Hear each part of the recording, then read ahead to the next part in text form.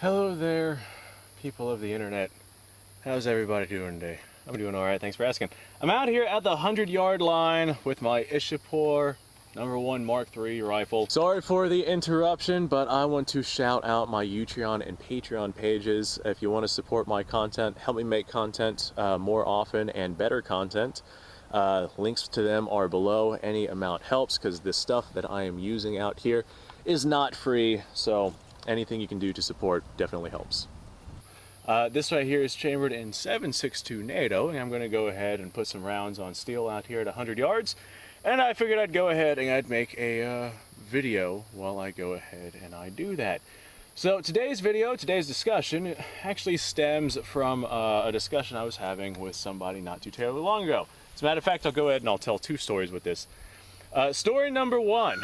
Gentleman that I was, thank you Kevin. Kevin's my peacock, I got 4 of them, they're all named Kevin. Gentleman was telling me how prepared he was for the end of the world. He was one of those people who were not really a gun guy, and they think that going out and buying themselves an AR-15 is going to be their saving grace, and now they're ready to take on the apocalypse, right? That's what people who aren't gun guys really seem to think. They get themselves an AR and they're ready to hit the world. And so, yeah, I was like, all right, so you got yourself your AR, you know, how does it shoot? Oh, I haven't really taken it out to the range. Or somebody will say, you know, yeah, I've put a box of 20 rounds or a box of 50 rounds, or I went out and shot a single range pack or something like that. They don't have much range time with it. Hell, they don't even have it broken in. And most cases, whenever we're talking about situations like this, and that is, I mean, if you're running on a budget, I could like understand that. At least stick some rounds through it so you make sure it works. But then they'll tell me they only have 1 magazine for their AR and no way to carry ammunition, no carriers, no anything. So first thing I'm going to say is if you have any sort of platform that you are planning for running in the event that things go south, hey, get yourself some accessories for it. Get mags, get ammo, get training time in, get ways to carry it. I mean, there's just a whole slew of different things that you can get for ARs. Flashlights, laser lights, optics, you know, iron sights, whether or not they're flip-ups or not. You can just, there's a whole world of things that you can do with an AR platform. But don't just get yourself a base AR and assume that you're ready to take on the world. Now, that being said, that's just, you know, that's one that I feel like is common sense. This one is more so my opinion, but I still feel like it's a pretty damn good opinion. I was talking to a buddy of mine. He has an AR platform. He has, you know, a good stockpile of magazines and ammunition. He's got sling accessories for the AR, but he's only got that one gun, and he's also got an Obsolete firearm. It's a bolt-action rifle of some Mauser variant. I have no idea. I can't quite remember at this time. But what I do remember is whenever I asked him what he had for that bolt-action rifle, he had said, well, I got, you know, a box of 20 rounds or soft points. That was his hunting rifle. And that was all that he had. He had no sling to carry around the rifle. He had no accessories for the rifle. He had no bandolier, no stripper clips. I always recommend that people get some full metal jackets for their secondary firearm as well, because those are typically on the cheaper side. I'm looking for my earmuffs here. Here we go. Those are typically on the cheaper side, and they're a lot easier and cheaper to run than full metal or than soft point rounds are. You can use soft points for hunting by any means, but in the event that something happens, hey, that's still a rifle that you have. And if you have somebody tagging along, or if you have some kind of situation where maybe your primary firearm goes down, and that's the rifle that you have, I always recommend that people get themselves attachments for their rifle, even if they have something that is obsolete like this right here. Now, you probably won't be running this right here in, you know, the end of the world situation. That's fine, whatever. Don't invest, like, if you are on a budget, don't invest your budget into your obsolete rifle. Invest it into a primary rifle of some kind. But if you have some disposable income, it does not take a lot to get accessories for something like this. I just have this, you know, ratty old sling. I think I bought this off of eBay for like $4 or $5 a long time ago. And this is what I use to carry around my rifles. I mean, it's just a quick detached sling. And a bandolier. You can get Mauser style bandoliers to carry 5-round clips of ammunition, and a good portion of it for not a lot of money. You can find one of these for anywhere from $3 to $8, depending on the quality and location and where it is you're getting, how many you're getting, etc., etc. And if you don't feel like standing around single loading your rifle, I always recommend people go ahead and pick themselves up some kind of stripper clip system for whatever rifle it is that they are rocking, whatever it is that we're talking about. Get yourself some kind of stripper clip system. This way you can load your rifles faster than you'd be able to load if you were loading single shots, you know, from ammunition that you have in your pocket or whatever the hell. Just push those rounds right into the magazine and you're good to go. You don't have to worry about fumbling around, counting rounds as you pull them out of your pocket and then trying to stuff them into a magazine whenever you're dealing with whatever the hell the apocalypse is going to be bringing to us. And make sure that you know how your obsolete rifle shoots. Many times I've gotten military surplus rifles in and the sights have been like significantly off one way or the other, shooting extremely left or extremely right. This was actually one of them. There's nobody behind this camera. Bullet's not going to come through the screen. Don't freak out, but I am aiming the rifle at the camera.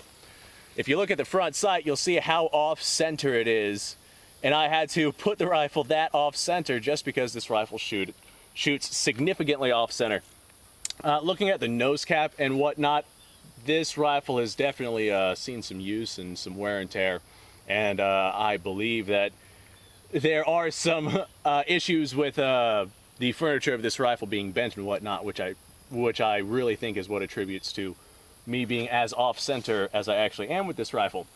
But go out and get yourself some range time with your obsolete firearm, along with your primary firearm. That should definitely be your primary concern. But still, you should familiarize yourself with every single firearm that you have, but secondary firearms as well. Get yourself accessories for them. Get them in a situation to where if you need them, you have access to be able to use them. How am I getting rim lock with this thing? Ah, there we go. That wasn't rim lock. I was stuck on the feed ramp. How do you like that? Magazines for these rifles, specifically the #1 Mark III in 7.62 NATO, they're not great. All right, well, I'm going to go ahead and put a couple of rounds down range just on my steel silhouette. This is just surplus, regular old full metal jackets. There's nothing special about this ammunition whatsoever. Let's send a couple of rounds. Haha! I've always liked running this rifle because I get the opportunity to run a #1 Mark III, but 7.62 NATO is not expensive to get. Well, I guess it is kind of expensive nowadays, but all ammo is expensive nowadays. It's less expensive than 303 British. How about that? And 7.62 NATO is not a, did that hit the camera? I'm sorry if that hit the camera. 7.62 NATO is not a harshly recoiling round like some other big rounds are, like 300 Winchester Magnum or something like that. But it's still powerful enough to handle basically everything on this side of the world. If you are in the United States, the 7.62 NATO /308 round can handle basically every single thing that you're going to come across. All right. I love the sound of clinking steel at a far distance. Excellent. This right here is not the smoothest rifle in the world. Definitely takes a little bit of oomph to get it to run. But that doesn't mean that I shouldn't at least have some accessories for it. So get a way to carry ammo, get a way to load ammo into the rifle, get extra magazines for the rifle. I don't have extra magazines for these right here because these weren't designed to have extra magazines. They were designed to be fed with stripper clips. I could go out and get myself another magazine or two just in case the magazine in this one right here fails, but the magazines just aren't intended to be disposable like, say, AR mags are if you're running in some combat field somewhere. All right, well, ladies and gentlemen, thank you ever so much for watching. Let me know what you guys' thoughts are down below. Do you think that the minuscule amount of money you'd spend getting accessories for an obsolete rifle is worth it? I mean, this right here is what, $5 for this? I'd say probably another $10 for all the stripper clips that we have right here, and another $5 for the sling there. 20 bucks will get you a good amount of accessories for this rifle right here. I think that is money well spent. Even though it's not going to be your primary rifle, I still think that it's money well spent for in the event that you end up needing the rifle for either yourself because your firearm went down, or you need the rifle for somebody else who decides to tag along with your team. You know, hey, I've got my AR right here.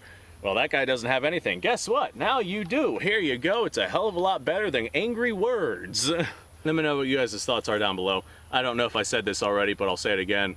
Subscribe to the channel, like the video. Description down below has a link to all sorts of stuff. I'm losing my shade, and it's becoming very noticeable. It's very warm out here. It's Florida in the middle of June. Very toasty. It's like 97 degrees right now or something like that. I'll have to go recheck the thermostat, but it's quite warm out here in the shade. All right, you guys go off, have yourself a fantastic day, and of course, thanks for watching. I get to put this on my back and wander back to the house.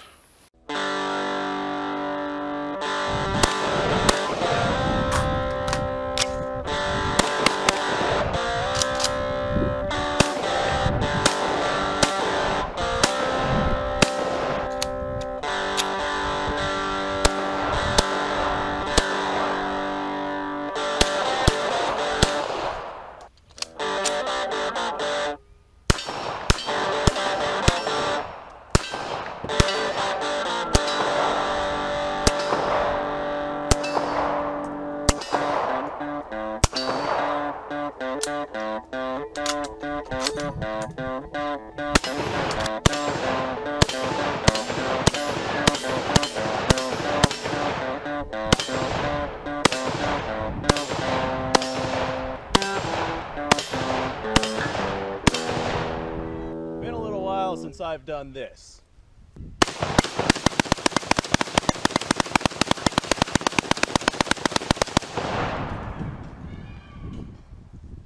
Bonnie and Clyde be damned. The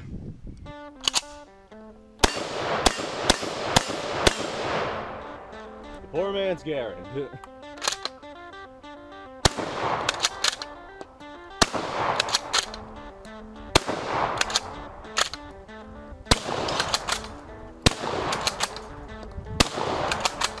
It's a shame that bolt action shotguns aren't more mainstream.